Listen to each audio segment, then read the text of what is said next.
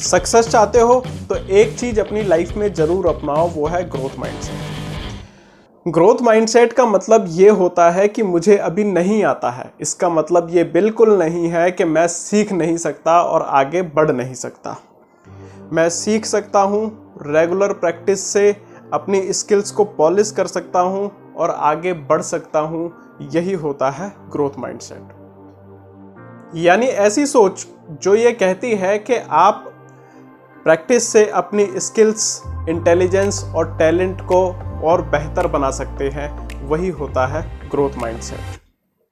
Growth mindset वो attitude है जो ये कहता है कि आप जो बनना चाहते हो बन सकते हो, बस आपको करना क्या है, आपको मेहनत करते रहना है और आगे बढ़ते रहना है, यानी थोड़ा थोड़ा डेली सीखते रहना है।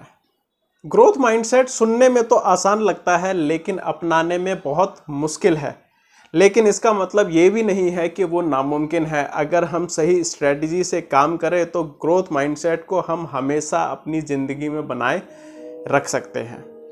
और इस वीडियो में हम बात करेंगे कि ग्रोथ माइंडसेट को हम अपनी लाइफ में कैसे बनाए रखें।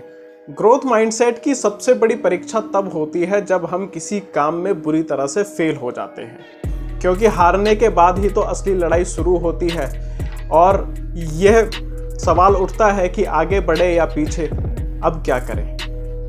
अगर आपके अंदर ग्रोथ माइंडसेट है तो आप कमबैक जरूर करोगे, और वो भी डबल इंटेंसिटी के साथ।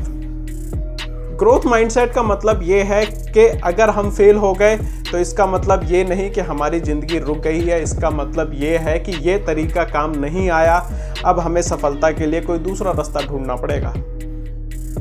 जिसके पास ग्रोथ माइंडसेट होता है वो फेल होने के बाद डरता नहीं है, वो फेल होने के बाद घबरा नहीं जाता है, वो गिरने के बाद फिर से उठता है और दुगनी गति से दौड़ता है। फेल होना गलत नहीं है, हार मान लेना गलत है।